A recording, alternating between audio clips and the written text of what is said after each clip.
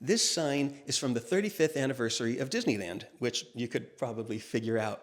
They had signs like this all around the streets around Disneyland, and inside was even more spectacular. It was actually my favorite year in Disneyland so far, in 1990.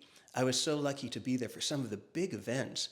But what's really scary to me is this is now the 35th anniversary of the 35th anniversary of Disneyland. 35 years ago, I thought, oh my gosh, Disneyland is so old. So I'm not going to go there. But I was going through my computer and I found a whole bunch of old pictures that I took during that time. I thought I would show them to you.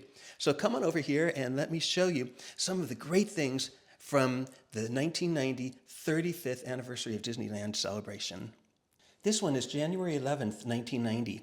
And that was the real kickoff of the event with the press there and everything. This is a good representation. You see the dancers and just the abundance of characters and bright colors. There's some of the signs with the logo in the back there. And there was a band. You could kind of see a little bit up at the top left with even fireworks that were just about to go off there. You could see some of the sparks. When Disneyland opened on July 17th, 1955, it was broadcast on live television. And there were 3 hosts.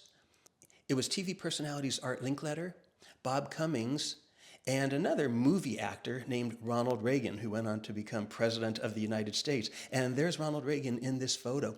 The 3 of them reunited for this special event. And behind Ronald Reagan is Michael Eisner. He was the CEO of the Disney Company at the time. The finale of the show had confetti completely covering town square. It was the first time I ever saw that much confetti. It was really amazing. This was also the premiere of the Party Gras parade, which was my very favorite parade in Disneyland. And to kick it off, the Grand Marshal was President Reagan, who was driven down Main Street in that fire truck. It was so exciting. The Party Gras parade was a groundbreaking parade for many reasons. It wasn't based on any movie or anything. It just had the characters and everyone in just beautiful, bright, vivid colors and a very upbeat, unique soundtrack. It also had these giant inflatables of the characters. There's Donald Duck, there's Pluto, and there's Minnie. And because this was 1990, Roger Rabbit had to be in everything, so there's a balloon of Roger Rabbit. So it was kind of a Mardi Gras theme, and just everything was so bright and colorful. The costumes were reminiscent of a Mardi Gras celebration in New Orleans. So each day the parade would stop, and the music would build. This was, I think, the first time a parade ever had a show stop in it. And the finale of the show stop had confetti coming out on Main Street. I mean, think about that. That's a lot to clean up every single day. Right after the parade, they'd be out there with giant vacuums. As part of the show stop, they would grab people from the audience to do the conga around Main Street. And someone took this picture of me when I was pulled out one time to do that. Another exciting thing is you could go and watch a kind of a game show that they had, which was the Dream Machine. This was one of the hosts of the Dream Machine. So people would get their ticket. When they came into the park, it would tell them if they won a prize, but they wouldn't know what. It could be a VHS videotape, it could be a vacation, or it could be a brand new car. And this was a moment when a car was won, and there's fog under there. The car's inside that fog, and this would lift up out of the ground, and the music would swell, and it really was an exciting time. Now, on this day, on January 11th, they invited a lot of people who were at Disneyland on opening day in 1955, and one of them was Alan Young. Alan Young was a well-known actor in the 1950s, but I knew him by this point because I was working on the TV show DuckTales, and he was our voice of Scrooge McDuck. And with him is my friend Russi Taylor. She was so sweet. She was the voice of Huey and Dewey and Louie, and also Webby in DuckTales. And Russi was also the longtime official voice of Minnie Mouse. The press was also treated to the premiere of One Man's Dream, a beautiful stage show in Fantasyland. The show started with Mickey and Minnie and the whole set in black and white. This is actually a color picture. That's really what it looked like. Then everything would change to color magically. It was a whole revue with songs and characters from the classic Disney films. It had an Alice in Wonderland number. It had a whole Peter Pan number where Peter Pan and Wendy would soar through the air, and a beautiful waltz with the Disney princesses.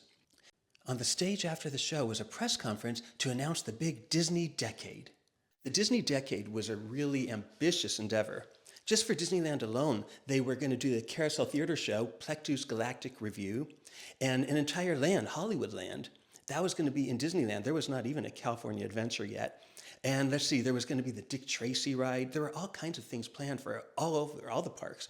And I have a whole press kit outside with press releases and concept art. So if you want to see that, let me know in the comments. And also, please like this video and help me out and subscribe. I'd really appreciate it. Let me show you some more about the 35th anniversary. One of the original monorails was converted to be Mickey's Mouse-a-Rail, and it made a tour all around the country. Now, it was road safe, so can you imagine driving down the street and seeing a Disneyland monorail going by you? Now, the celebration continued at Disneyland throughout the year, but for Disneyland's actual birthday on July 17, 1990, they had another celebration. This is the 1990 Disneyland Ambassador Jennifer Faust with Roy E. Disney and a special 35th anniversary rededication plaque. There was another special stage show on that day. This time the show was in front of the castle.